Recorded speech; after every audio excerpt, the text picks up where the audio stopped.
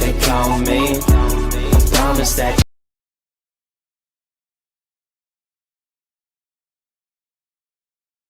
27's Patty Santos has been out all morning surveying the damage from the storms. She joins us now live from one of the hardest hit areas in Donalsonville, Georgia.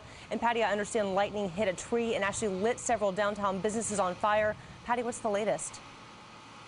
At this moment, it has been a very tiring day or morning for the Donalsonville fire crews. Take a look behind me. They are still here.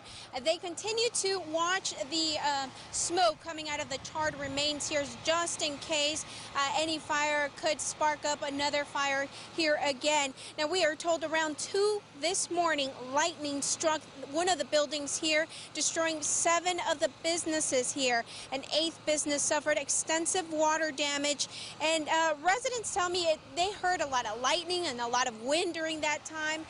But they never imagined that this could turn out to be something like this. Now, just on the other side of these buildings is the Donalsonville Fire Department. So fire crews got here just within a few minutes of getting that alarm. But even so, they still couldn't put out the fire. They tell me that all the extensive wind just really played out against them. Now, several of the business owners are here.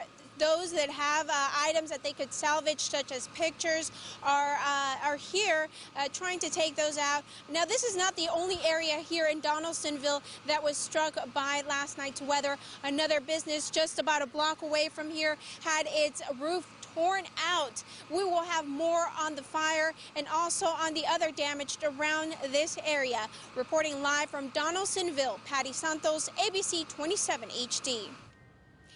And it took only a few seconds for lightning to strike, but it's going to take several weeks for crews to clean up the aftermath. Take a look at what's behind me here in downtown Donalsonville. 7 businesses completely burned to the ground. An 8th business suffered extensive water damage. Now, many of the buildings here have been here for decades. One business owner tells me her family has owned a business here for 50 years, and tonight she is really just heartbroken over the thought that she is going to have to start over from scratch. Now, the lightning struck around 2 this morning, and fire crews from all around the surrounding area were called in to help.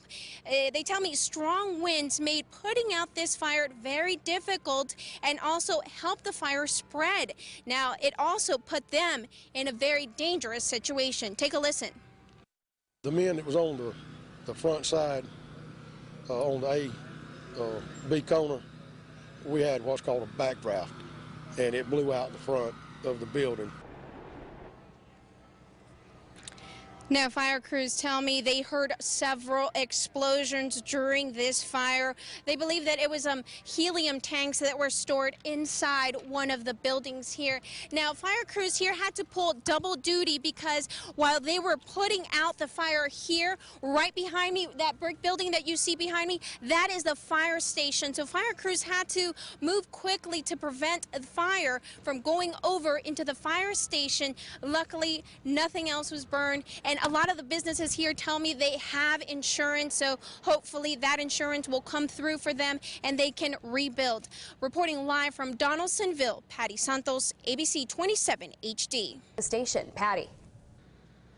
Take a look at right behind me. This is what downtown Donalsonville looks like about 16 hours after that fire first struck. Right behind me right here, that was a gift shop. Right here next door was a pool hall. And over here, there was a gym. You can't tell what is what anymore because it's just all a big pile of debris.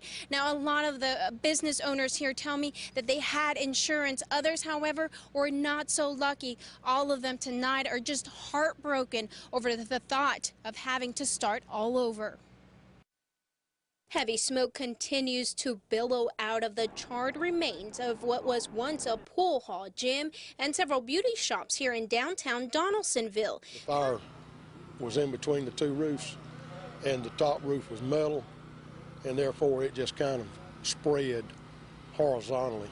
Fire officials say lightning struck the roof of the building, igniting a fast-moving fire, putting firefighters in harm's way. The men that was on the front side on the B corner, we had what's called a backdraft, and it blew out the front of the building. Strong winds fueled the fire, helping it to spread to all 8 businesses. Half a city block burned to the ground. Some business owners came back to try and salvage whatever they could. For others, there was nothing left. We had 3 locations insured, so we're already sending in claims for those. Pam Sword's family has been doing business in the same location for 50 years. They plan to rebuild. It's never fun to start over. Across the street, a tin roof blown into the back of this home. That roof belonged to Bill Barber's flower shop right next door. Been through storms, but nothing that affected me as much as this one. Nothing that caused as much damage. It will take time to clean up, but he's still open for business. He says his damage is little compared to the loss across the street. Now, Cherry Street here has remained closed to traffic. A lot of the businesses that are also here remain closed for the day. A lot of them still don't have any power. And as you can see right behind me, utility workers here continue to try and restore phone lines to area businesses. Again, this is going to take some time to get all of this cleaned up. Reporting from Donalsonville, Patty Santos, ABC 27 HD.